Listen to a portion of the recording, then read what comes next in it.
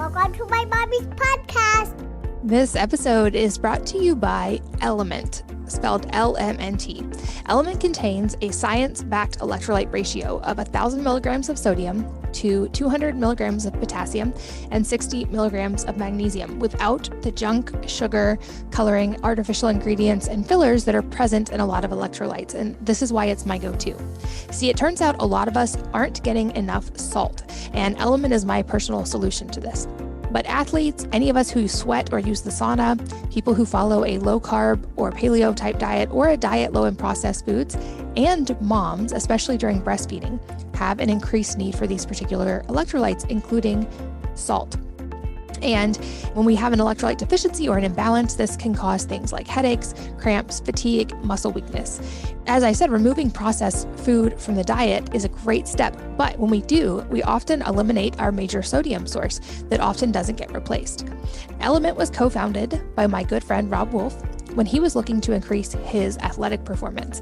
And now it has thousands of avid fans, including Olympic athletes, pro athletes, special forces teams, and I would say people who outperform all of those, moms and families around the world.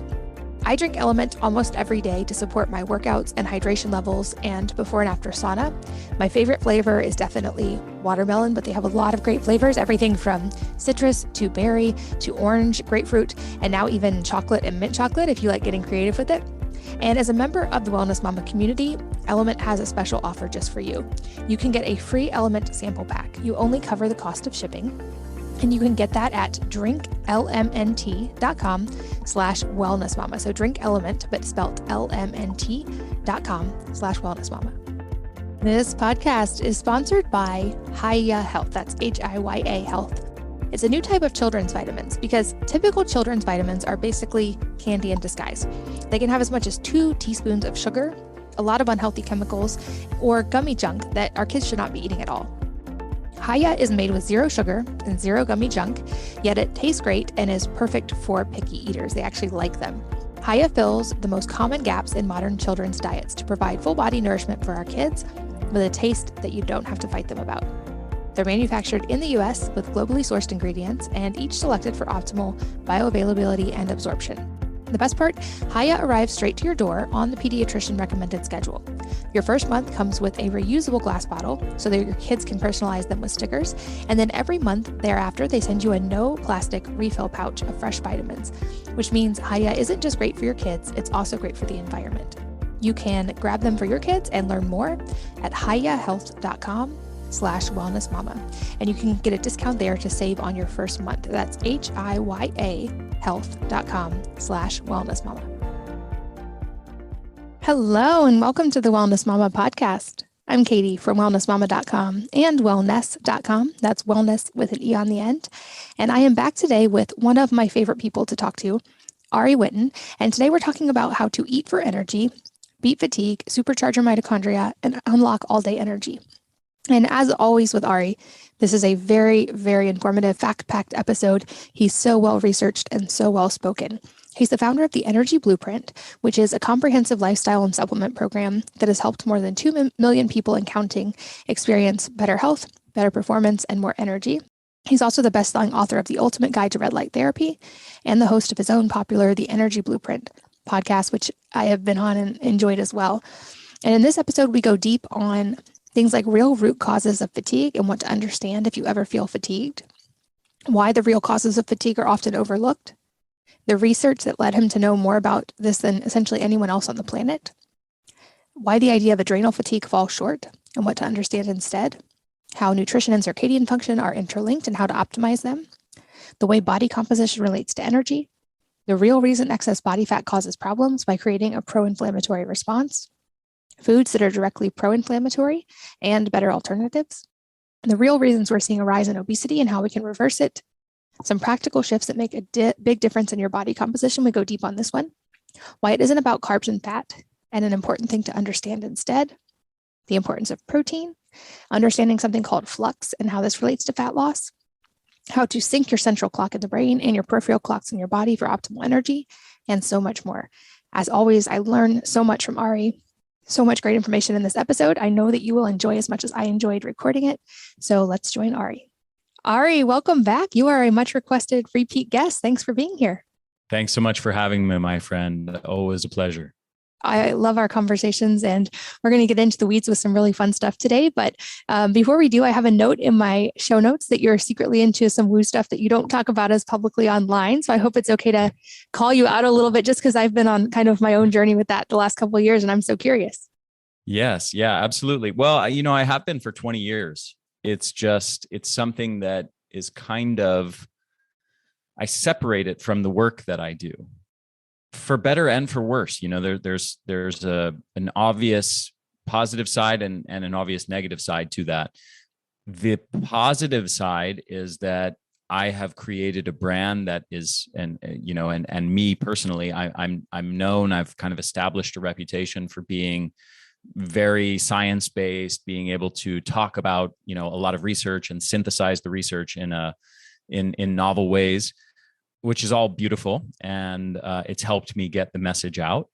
On the other hand, there's elements that I am into and passionate about on a personal level, and things that have benefited me that I don't talk about publicly because they're a little bit woo-woo. They're a little bit esoteric, and they're a little bit out there.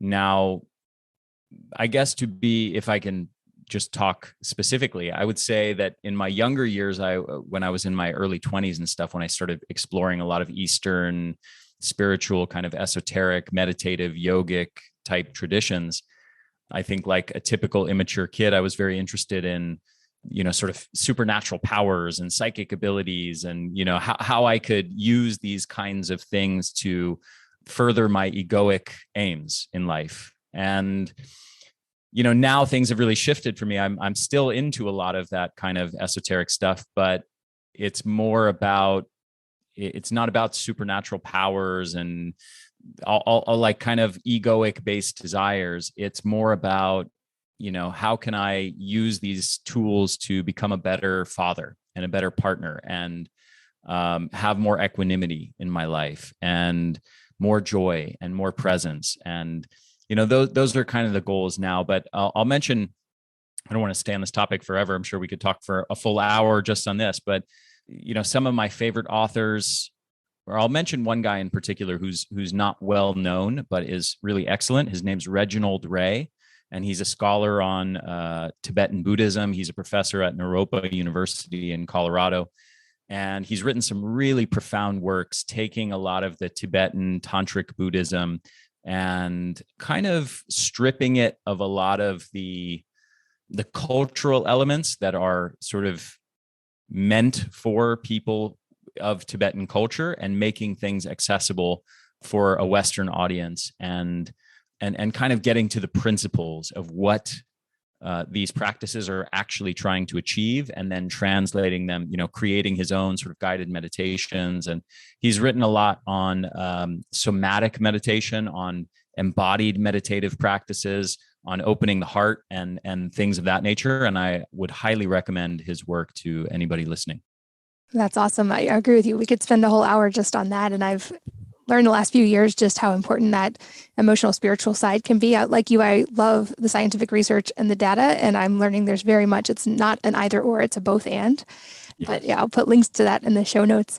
And I would guess most of our listeners are familiar with you because you've been on here several times now, but you are definitely the energy guy. And I've learned so much from you about this topic. And you have a new book out called Eat for Energy. So we're going to go somewhat specific into some of these topics today that I think are really applicable to everybody listening.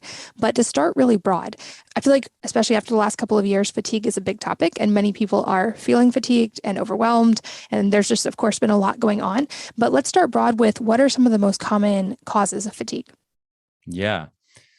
Well, if you look from a conventional medical perspective, generally they talk about chronic fatigue as though it's this black box that we sort of know nothing about. And we don't really know what causes people to be chronically fatigued. And basically their attitude is kind of, well, run blood tests and, maybe you'll come up with, that person has anemia, or that person has diabetes, or they have hypothyroidism, or something diagnosable.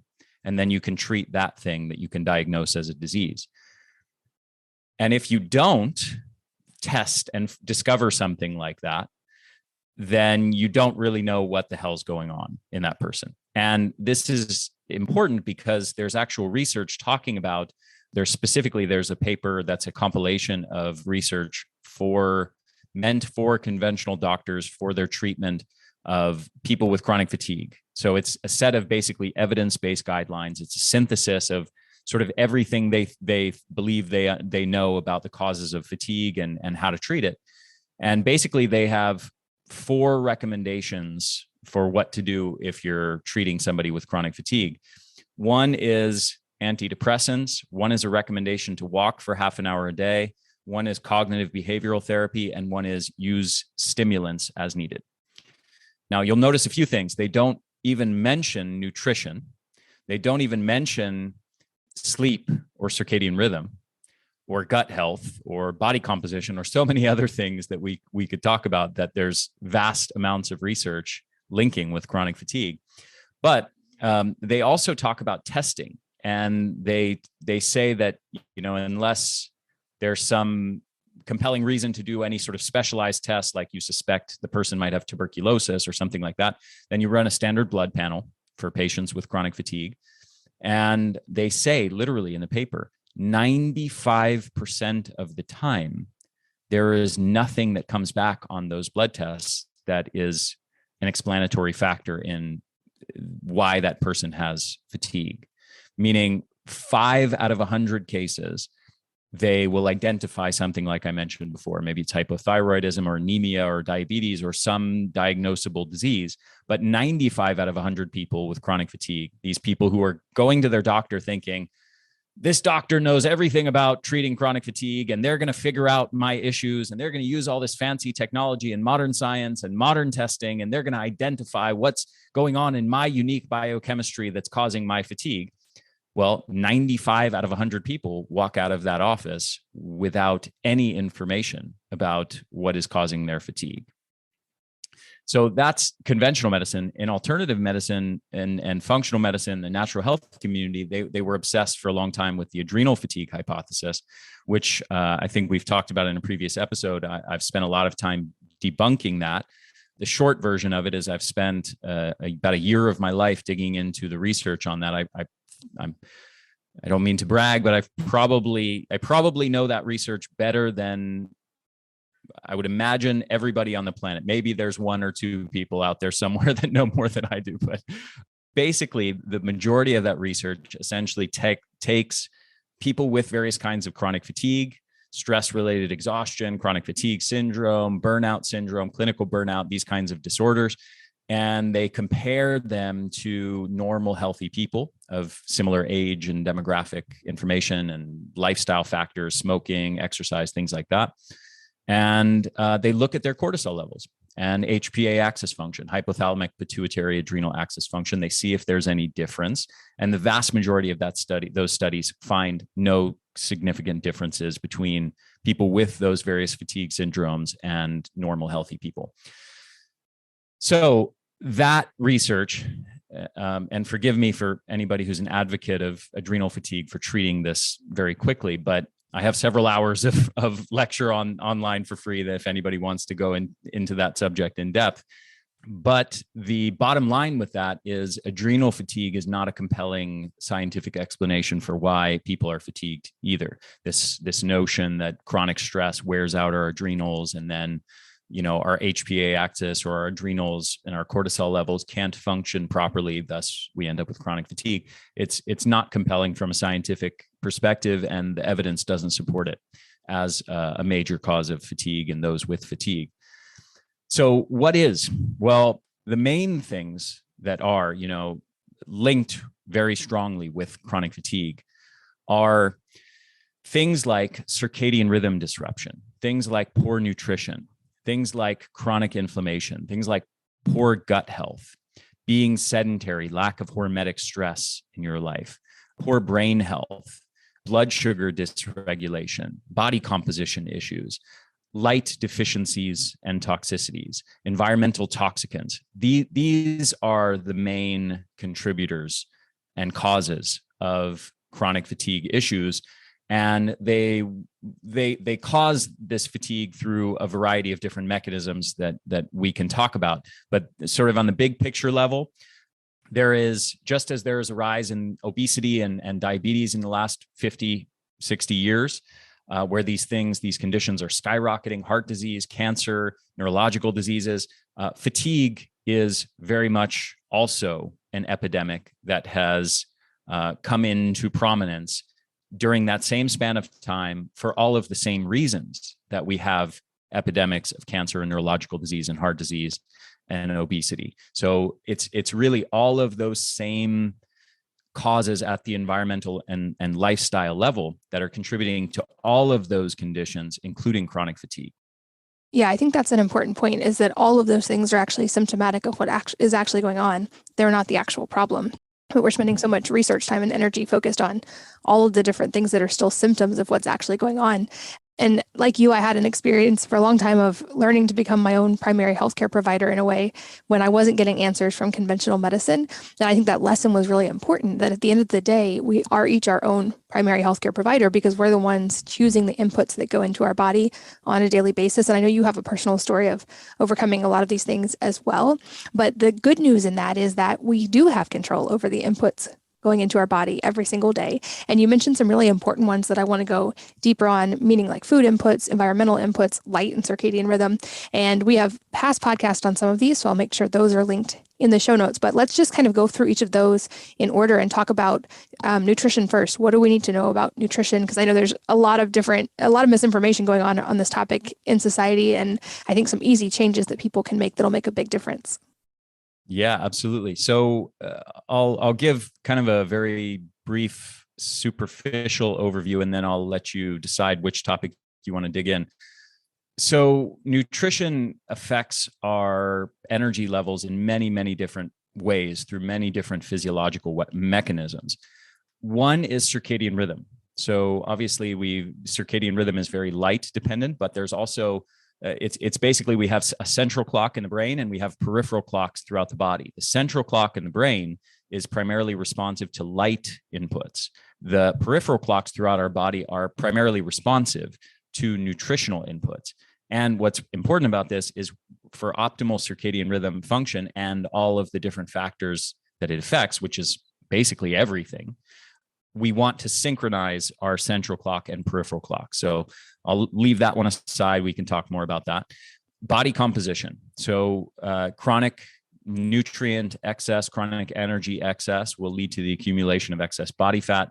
And it can also, through poor nutrition as well as lifestyle habits, you can get sarcopenia, loss of muscle mass. These are the two aspects of poor body composition: too much fat, too little muscle. Both of those have profound effects on our energy levels. And these problems are widespread. Somewhere over 80% of people, of adults in the US, are dealing with either one or both of those things. And a huge percentage of them are what's called over fat, meaning carrying excess body fat. Somewhat related to that is blood sugar levels. And we know that blood sugar levels, if you have insulin resistance, if you have hyperglycemia, or if you have hypoglycemia, if you're swinging between the two and you have lots of big spikes and then you're coming down, all of those things have profound direct and indirect relationships with your energy levels. They can affect your energy, affect your cravings, affect your hunger and food consumption. Hormonal levels affect your sleep quality. So blood sugar dysregulation is a huge factor. Nutrition obviously impacts our gut health in a massive way. So it's influencing literally the integrity of our gut, whether our gut is permeable or healthy and intact. It's influencing the nature of that microbiome, whether we have dysbiosis or we have ample, very high levels of beneficial bacteria that are literally providing different energy substrates, short chain fatty acids, as well as different vitamins and minerals to our cells and to our mitochondria to produce energy. So gut health is obviously a huge factor. We know that gut health, there's a gut brain axis, there's a gut skin axis, a gut lung axis. The gut is connected to everything. There is of course, a gut mitochondria axis. So what goes on in the health of our gut directly influences the mitochondria, the cellular energy generators throughout our whole body. And we also know, of course, that brain health is a factor as well. And there are various mechanisms in the brain that can contribute to fatigue as well. For example, something called sickness behavior. Sickness behavior it's an actual phrase that's used quite a bit in the literature to describe certain behaviors that occur when someone is sick, like they have a pathogen, but it also occurs in many other contexts, like if you've got a physical injury. And basically what's going on is that the brain is designed to respond in a way to high levels of inflammatory cytokines by creating fatigue, by suppressing energy levels and altering neurotransmitters and hormones in a way that, and mitochondrial function and brain function in a way that makes you kind of depressed, apathetic, low energy, makes you just kind of want to lay there. So you don't have a lot of motivation to do anything. And this is actually an adaptive mechanism. It's not a mistake that we are built with this. Millions of years of evolution have wired this into us, because when you are sick with a pathogen, when you are injured physically, let's say you've damaged your leg, it is more adaptive, and you're more likely to recover your health if during that phase of acute illness or some kind of problem, you're resting and you're conserving energy and resources to allow those things to go to repairing the tissues or fending off the pathogen or whatever it is. Problem is, in the modern world, we have many different sources of chronic inflammation that are activating this mechanism in a maladaptive way. So one is excess body fat, for example. Excess body fat itself is pro-inflammatory. It's creating chronic low-grade inflammation, which the brain is then sensing and then responding to with some degree of sickness behavior. Except there is no pathogen to fight off. There is no injury to repair. It's actually just that you're carrying too much excess body fat, and that itself is creating low-grade inflammation chronically in the body. Another example of this is poor nutrition, which also can directly lead to, there are certain foods that are directly pro-inflammatory that can increase levels of inflammatory cytokines. They can also indirectly affect it via gut health. If you have a poor diet and you start to get gut permeability and dysbiosis, well, now you've got undigested food particles leaking directly into the bloodstream. You've got bacteria and something called LPS, lipopolysaccharide, or endotoxin, leaking into the bloodstream. And that is creating a highly inflammatory environment. And it's now sending your brain into this kind of sickness behavior chronically. So anyway, that's an overview of many of the sort of key factors that are as far as how nutrition interplays with our physiology in a way that either contributes to high energy levels or fatigue. That makes sense. And it's definitely, of course, well talked about, the kind of rise in obesity in the US and the rise of all these inflammatory conditions. And I would say probably most people don't want to carry excess body fat. Most people would want to have good muscle tone. What are some of the key levers that people can use to start optimizing here? Because I think it can feel overwhelming and often people don't know where to start. Yeah, great question. So, well, you know, I'm a root cause guy. So it's one thing to say, oh, well, here's a hack and you can do this and you can do that. But we need to first understand why. Why in the last 50, 60 years has there been an obesity epidemic where the rates of overweight and obesity have gone from, less than 10% of the population to now 80% of the population in the United States, and most of the Western world is not far behind. And there are several key reasons. The number one reason is the adoption of a modern Western diet, a highly processed food diet that is rich in refined sugars, refined starches, and processed oils, fats. And especially the combination of those things in the context of processed or ultra-processed foods.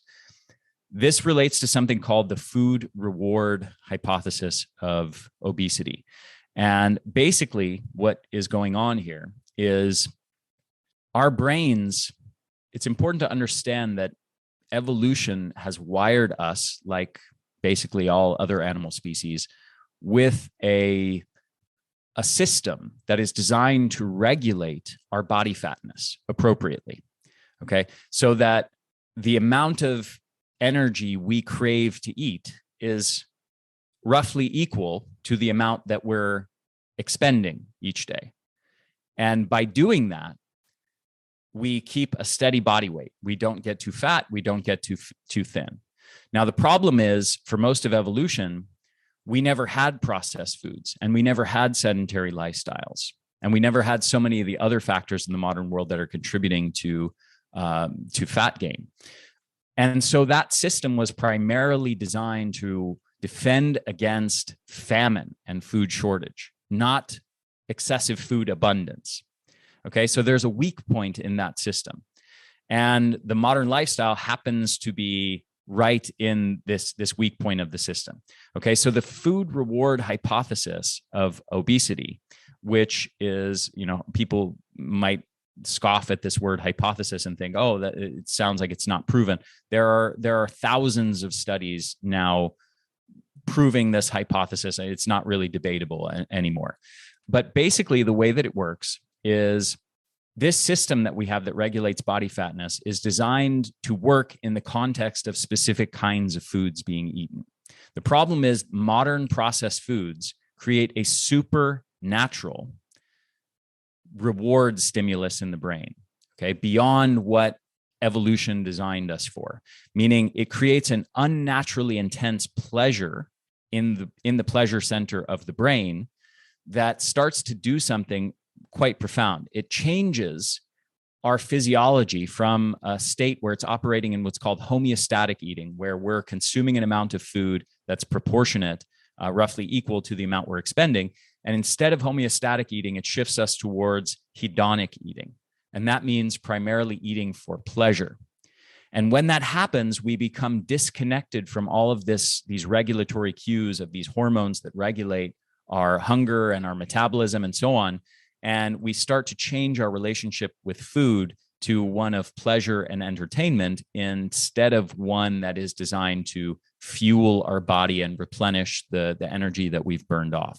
So the modern diet and lifestyle basically shifts us out of homeostatic eating towards hedonic eating. And it fundamentally does not work with this regulatory system that we have for maintaining our body fat. What happens is, basically, to summarize all of this very simply, if you were to eat 500 calories of chicken breast and brown rice and broccoli and something and some spinach, or if you were to eat 500 calories worth of donuts and cookies and pizza, you would have completely different hormonal responses and satiety responses to those different meals, even though they contain equal amounts of calories. So the 500 calorie meal with the chicken and the broccoli, you're going to feel, most people would feel very full after that and content to stop eating. Whereas the people in the processed food group are going to carry on eating potentially hundreds of calories more per day. And there are literally studies where they've tested this, where they've put people on equal calorie diets, or they were intended to be equal calorie diets, and they're either eating whole foods or processed foods. And they show that when they're on the whole foods diet, they naturally suppress their own eating and end up losing body fat within a few weeks. When they're on the processed food diet, even though it's intended to be the exact same amount of calories and the same macronutrient ratio, the same proportions of protein, fat, carbs, people end up overeating. People end up consuming 500 calories more per day, and they end up gaining weight. So even if you are intending to control it, in a tightly controlled experiment, people still end up consuming way more food in that context and gaining weight. This is the fundamental driver of the obesity epidemic. It's the modern processed food diet and how it basically overrides our body fat set point system that's designed to regulate our body fat, causing us to shift from homeostatic eating into hedonic eating. And then, and for those all those different mechanisms that regulate our satiety and hunger to not work properly, such that we end up overeating food and putting on excess body fat.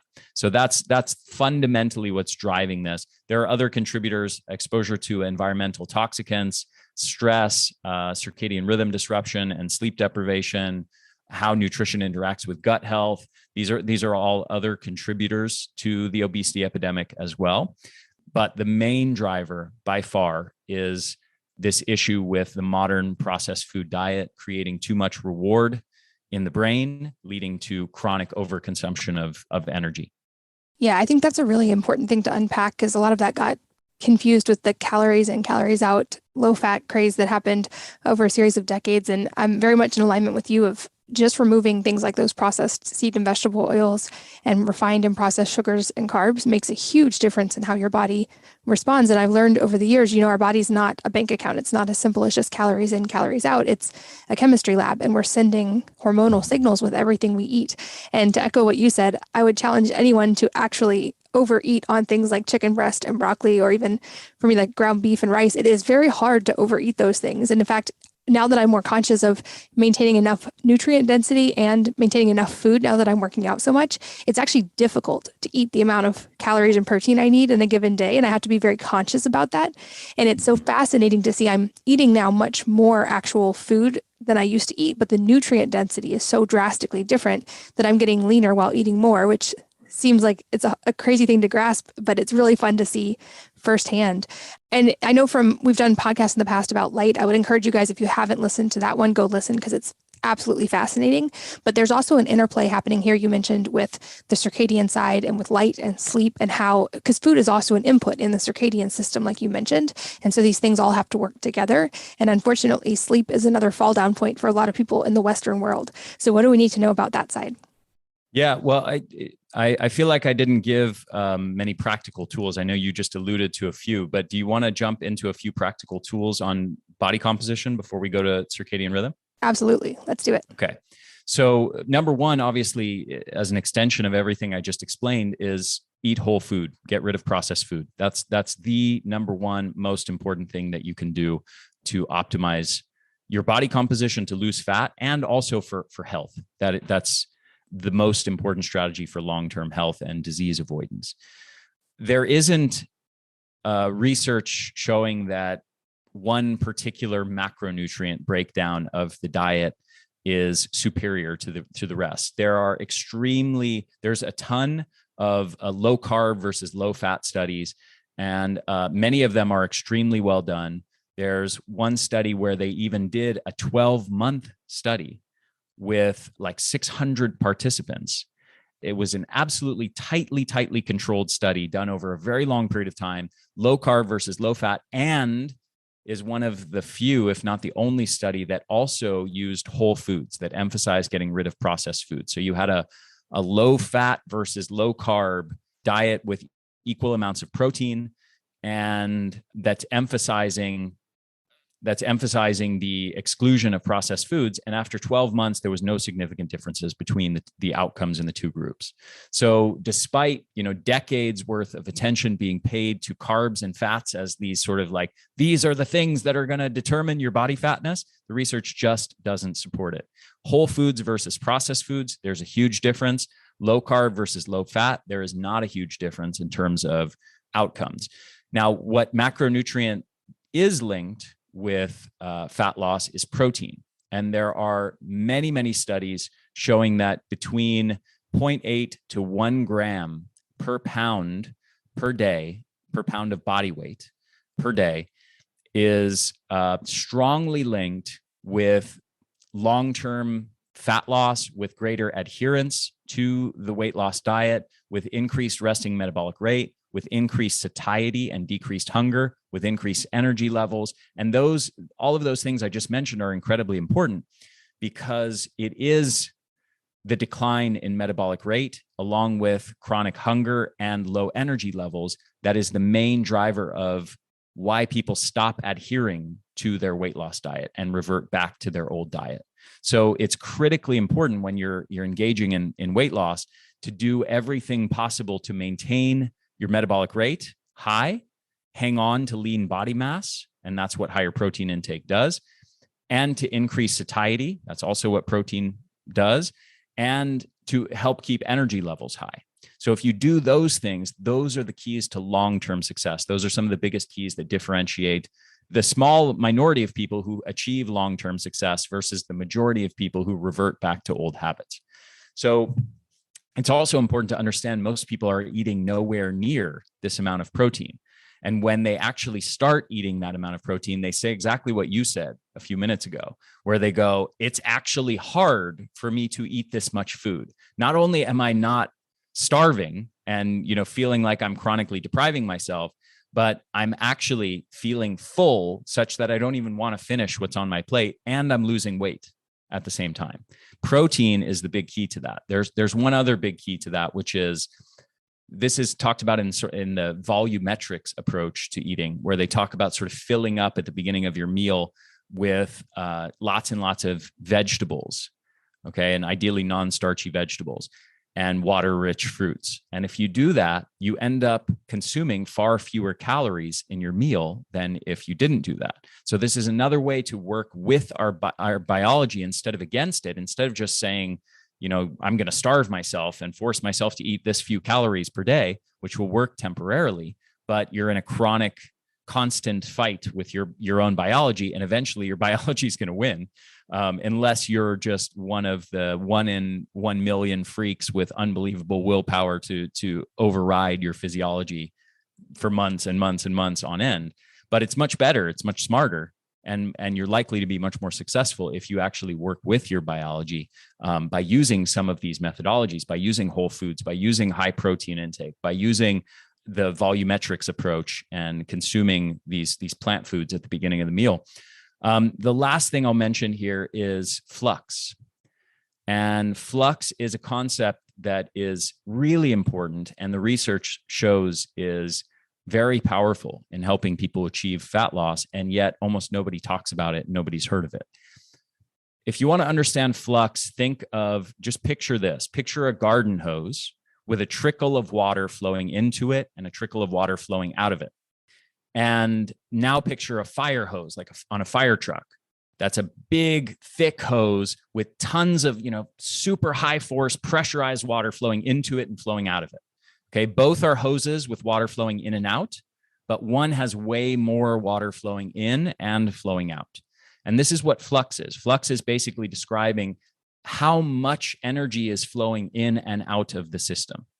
So on paper, if I say to you, scenario A is we've got sedentary desk job worker who normally burns 1,500 calories a day, and now she's going to go on a diet and she's going to start eating 1,000 calories a day. Okay, so now she's got a deficit of 500 calories a day. Now, on the other hand, we can take some athlete, somebody who's extremely physically active. Maybe they love running trails in the mountains or something like that. And they are burning 3,500 calories a day. And she wants to lose weight. And so she goes on a diet that's 3,000 calories a day. So she's got the same 500 calorie a day deficit. Now, based on paper, based on that math, you would expect both of those people to lose body fat at the same exact rate. But that's not actually what happens. The person who has the higher flux state, even though they have the same caloric deficit, they maintain their resting metabolic rate higher during the fat loss. They hang on to lean body mass. They decrease satiety level, or they increase satiety levels and decrease hunger levels. They have higher energy levels. They have more food flowing into the system to allow for nutrient sufficiency. So they have all of this mix of factors that actually allows them to lose more fat and to maintain lean body mass and resting metabolic rate, and avoid the dip in fatigue and the increase in hunger that causes people to revert back to their old habits, and ultimately to achieve much greater long-term fat loss success. So high flux is a major key to that. And the way you do that is by starting with what I just described, starting by increasing your protein intake and starting by increasing your non-starchy vegetable intake at the beginning of meals. So protein, non-starchy veggies, amp those up big time. And in accordance with that, then try to work on gentle movement, incorporating more gentle movement throughout the day, more walking, more moving of your body, not high intensity exercise necessarily, but more gentle movement throughout the day. And that's how you raise your flux, which is one of the big keys to long-term fat loss success.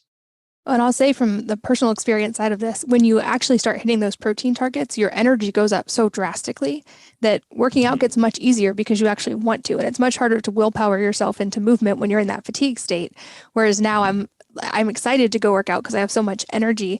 And I realized when I started tracking, even thinking I was being very health conscious, I was drastically under eating protein and getting to that target range of 130 to 150 grams protein per day. It takes actually effort. And I will say, as a practical side, one thing I found that helps me a lot, if anybody's new to this, is I wake up around the sun when the sun comes up, and then I don't eat for about the first hour. I hydrate and drink a lot of water that first hour and get some time outside in the sun, which we'll probably touch on a little bit. But then I try to make sure I get protein at breakfast, protein at lunch, and I try to stop eating by the time the sun goes down, or even by about 5 p.m. to give myself a lot of rest time before sleeping so that my body can digest all of that protein before I'm sleeping. And when I adhere to that, my energy is incredible. My sleep is really good. And I'm building muscle faster than I've ever built it before. I just, for context, last week split squat 345, which is well over 2x body weight for me. So it definitely works for any of you questioning. I know the science is there, but from firsthand experience, it's really drastic and incredible to watch. You did a split squat with 345 pounds? Mm-hmm. Geez, you're an animal, Katie. I had this story my whole life of not being an athlete. And I had a podcast guest say, no, lower body women are just as strong pound for pound as men. And it was like a switch flipped. And I was like, oh, okay, well, then I'll just lift like the guys. And it turns out it works. Awesome. This episode is brought to you by LMNT, spelled LMNT. LMNT contains a science-backed electrolyte ratio of 1,000 milligrams of sodium to 200 milligrams of potassium and 60 milligrams of magnesium without the junk, sugar, coloring, artificial ingredients, and fillers that are present in a lot of electrolytes. And this is why it's my go-to. See, it turns out a lot of us aren't getting enough salt, and LMNT is my personal solution to this.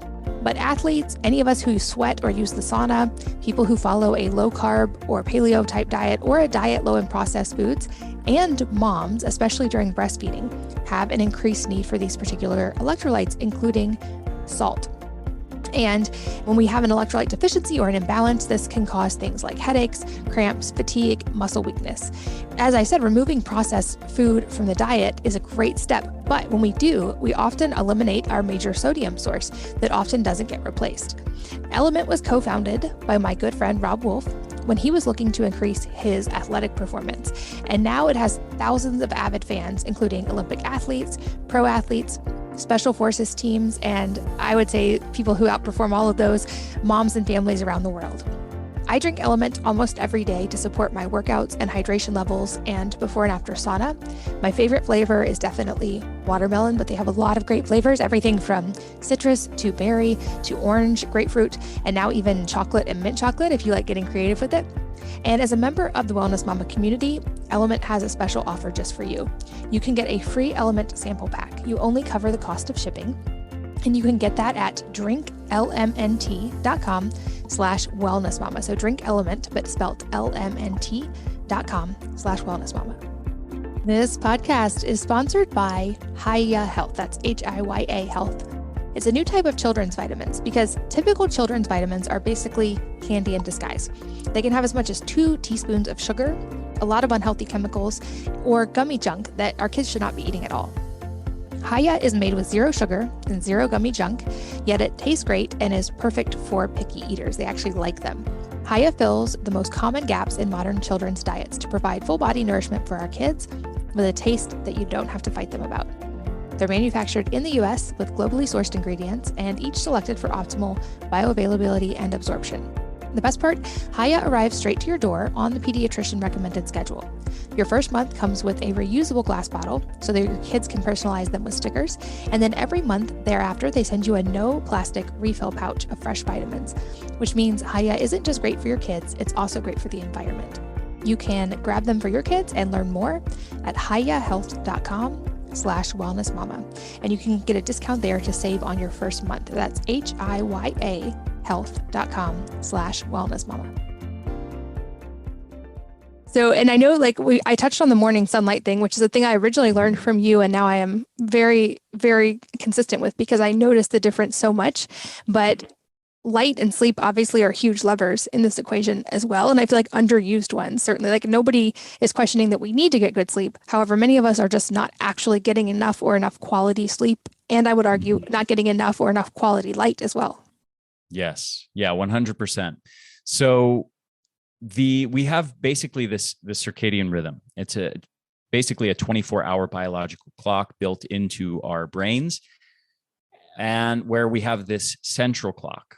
Okay. And the central clock regulates and impacts many, many different neurotransmitters and hormones that affect our sleep-wake cycles. So just consider the fact that every night, through no volition of your own, you enter an entirely different state of consciousness for 8 hours. This is all being controlled by this biological clock in your brain.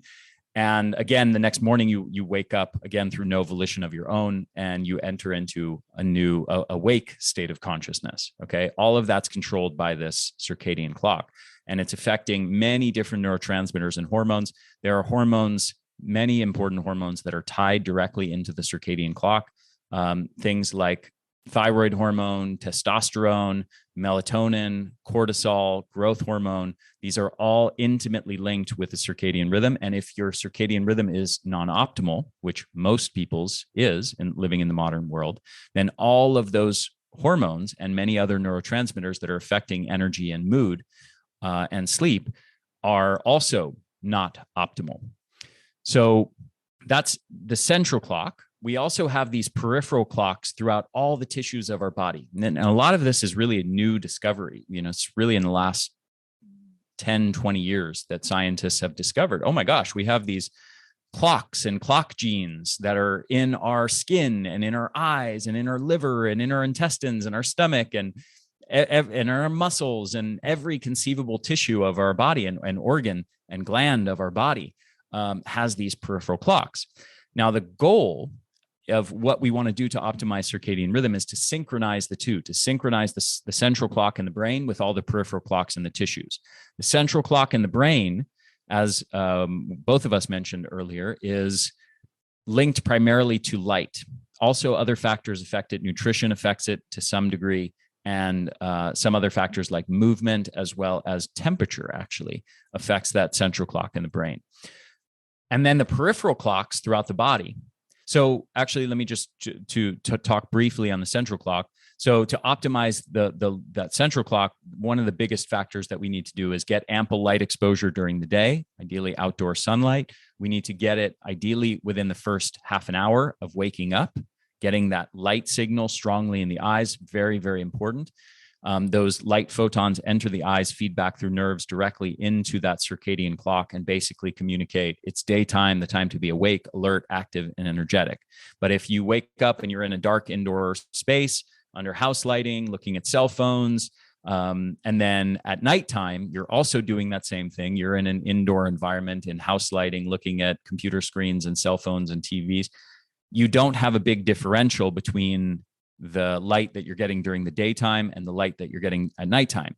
And that results in basically that central clock in the brain not getting the proper signals that it needs to know the difference between daytime and nighttime. So what we want is lots and lots of bright light during the day, ideally outdoor light, which is 100 to 1,000-fold greater intensity than indoor light. And we want it within the first half an hour of the day. And after the sun goes down, we want to minimize any blue light. That's the primary color of light photons that affects that circadian clock. We want to minimize the amount of blue light entering our eyes. So we do that by optimizing the lighting in our homes, ideally shifting more to incandescents and halogens as opposed to LEDs and fluorescents, and minimizing blue light exposure from screens. So computers and cell phones and things like that. There are various apps you can download. You can get blue blocking glasses and so on. So that's a very brief version of how to optimize the central clock. The peripheral clocks are primarily responsive to food. And we want to synchronize the two. So we're optimizing our central clock with light. We're optimizing our peripheral clocks with food. The way we do that is 4 key strategies. One is time-restricted eating. And it turns out research has found that about 85% of Americans consume their their feeding window or eating window is between 13 to 16 hours long. Okay. What's optimal is 6 to 10 hours. So most people, almost 9 out of 10, are eating hours longer from their first bite of food to their last bite of food. They're eating hours longer during the day than they should be. And this is the nutritional equivalent to getting lots and lots of artificial light in your eyes after the sun goes down. In that way, your central clock is basically getting these daytime signals way into the night after you shouldn't be getting that blue light anymore. The same is true with food. Once the sun goes down, you shouldn't be having lots of food be poured into your system. And so that feeding window or eating window should be confined to a narrower time during the day.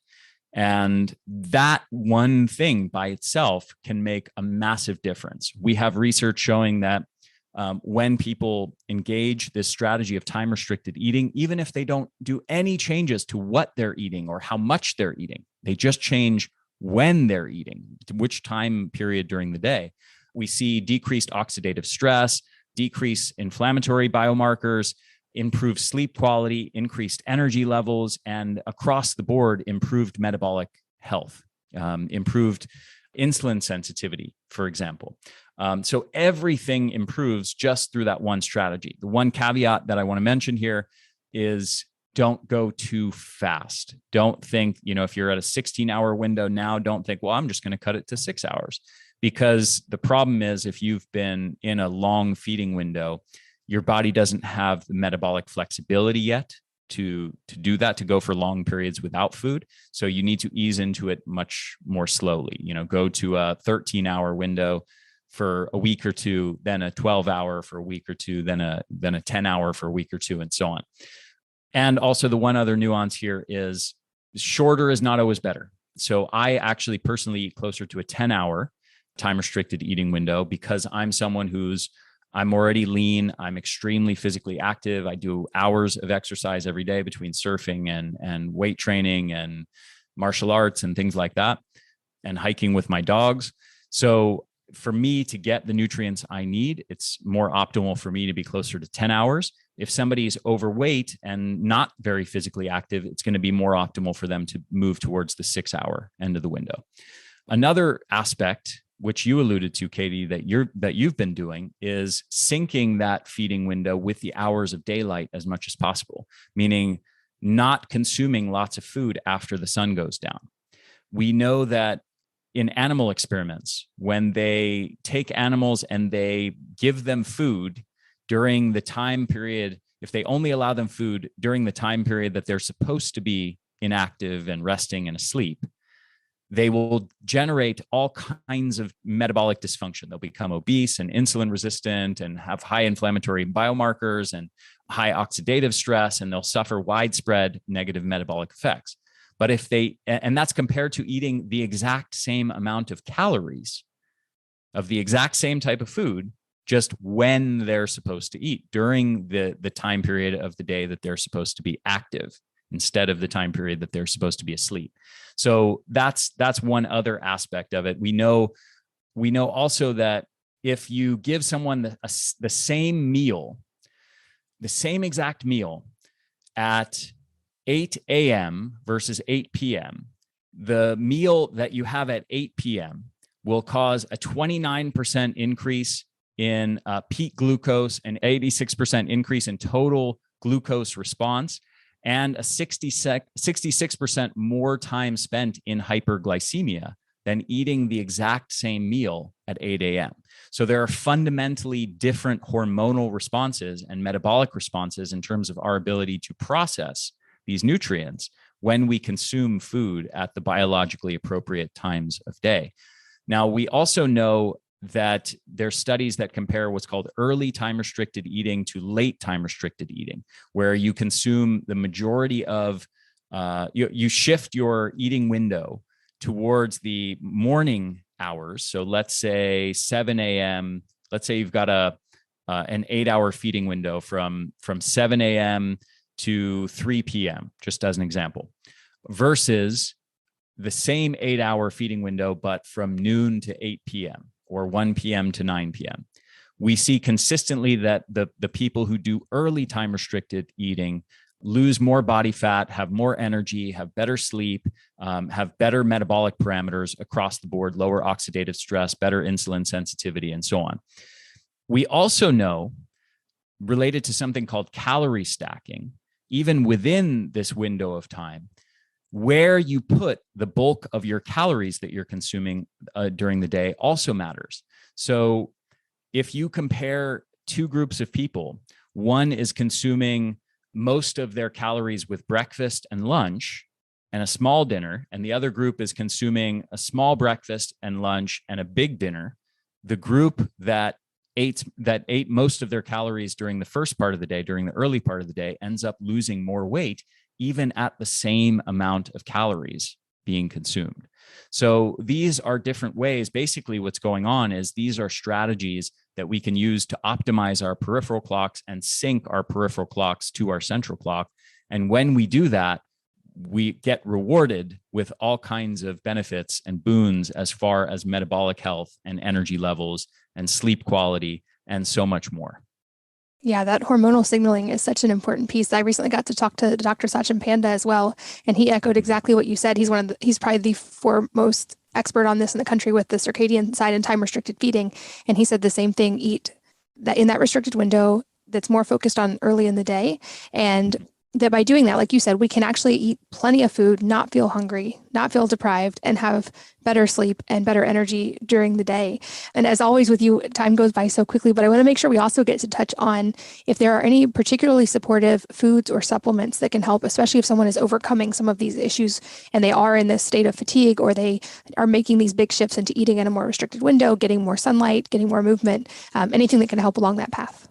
Yeah, I'll mention a few things. So first of all, a multivitamin and multi-mineral supplement, high quality one with, methylated forms of B vitamins, good quality stuff, not just a junky multivitamin like you find anywhere, has been shown in studies with people with chronic fatigue syndrome in the span of just 2 months to improve sleep quality by 39% and improve energy levels by 32%, just by being sufficient in various vitamins and minerals.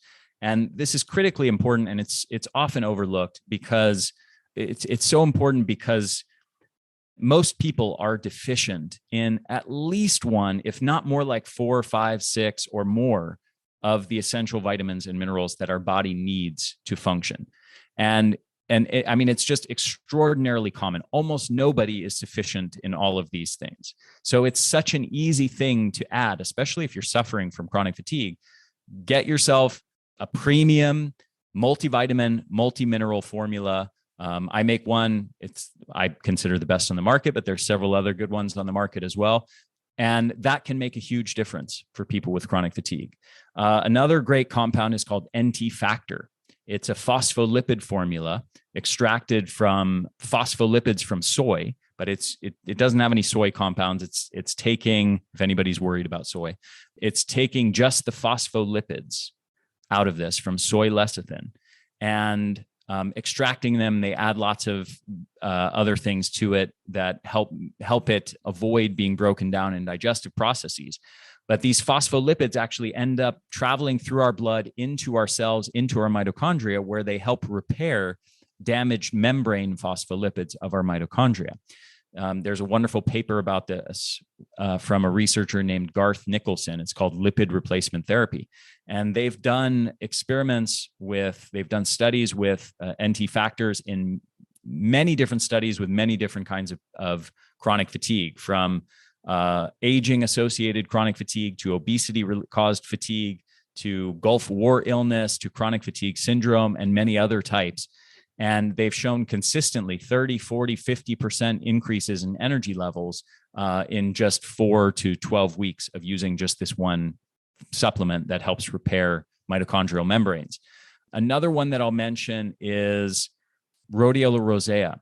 And they've done experiments with this adaptogenic herb in the context of people with burnout syndrome, clinical burnout, various kinds of stress-related chronic fatigue, showing literally within 4 to 8 weeks, you can cut a person's fatigue in half just from that one compound. Another way of saying that is you double their energy levels just through that one compound.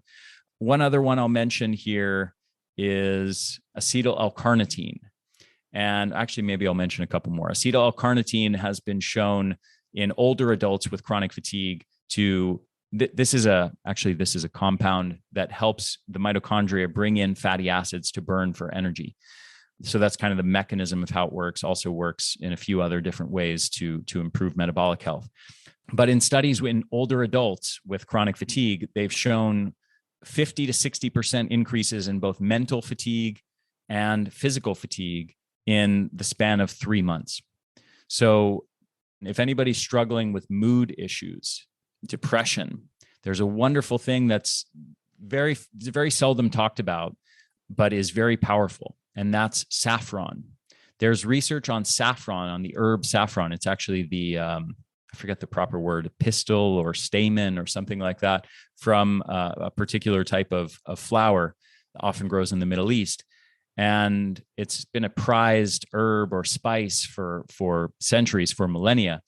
And there's research showing that it works as an SSRI in the brain and that it has efficacy on par with antidepressant drugs, but without the side effects. Just taking saffron can be a powerful thing for people struggling with depression. And that's a very common thing among those with chronic fatigue.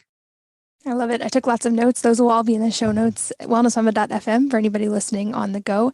And I know there's, as always, so much more we can cover that we can't fit into a 1-hour episode, but you have a book that goes into detail on all of these different topics and gives a lot more, even more detailed recommendations. So I highly encourage you guys to check that out along with our past podcast episodes. And as always, I say this with you, I hope we will do another round sometime soon because there's so much more to talk about. But lastly for today, if there is a book or number of books that have profoundly impacted your life, I'd love to know what they are and why. Ooh, so many. Well, since this is Wellness Mama, I'll mention one of the most recent ones that hugely impacted my life. It's a book by Gabor Mate and a neuroscientist or a psychologist. I think his name's Barry Neufeld or something like that. And it's called Hold On to Your Kids.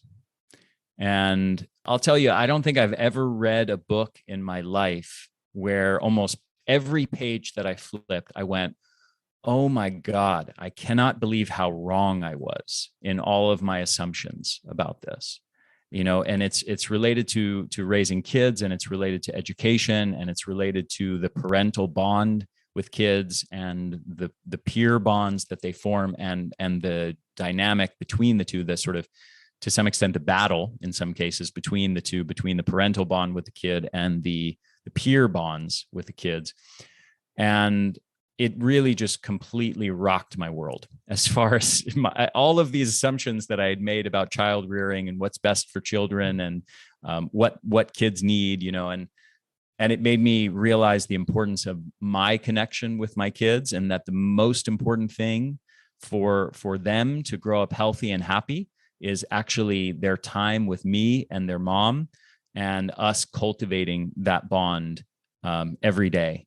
And that's number one. I used to think, well, I need to put my kids in school. They need to learn independence from me, and they need to, be around other kids all day because they need to be socialized. And, and I had all these kinds of assumptions that are widespread in our culture. These are normal assumptions, especially in the modern US. And it just dismantled sort of everything that I thought I knew. I've never read a book that made me go, wow, I cannot believe how wrong I was. And just every 2 pages, I was saying that to myself. So if somebody has children and they have not read that book, I would highly recommend it. I love it. That's a new recommendation. And I just ordered it as well. I'm excited to hear it. And thank you as always, Ari, for your time. You're such a wealth of knowledge. I really value your research, and I'm so grateful you're here today. Thank you so much, my friend. It's always a pleasure connecting with you.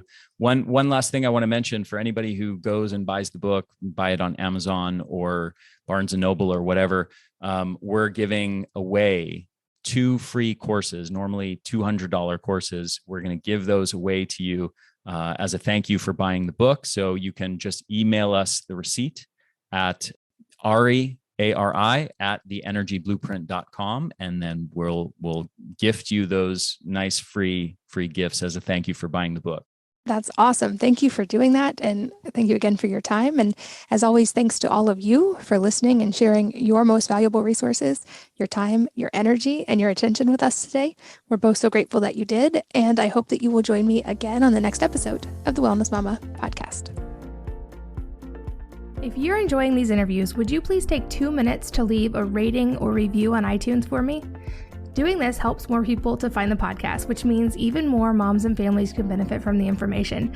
I really appreciate your time, and thanks as always for listening.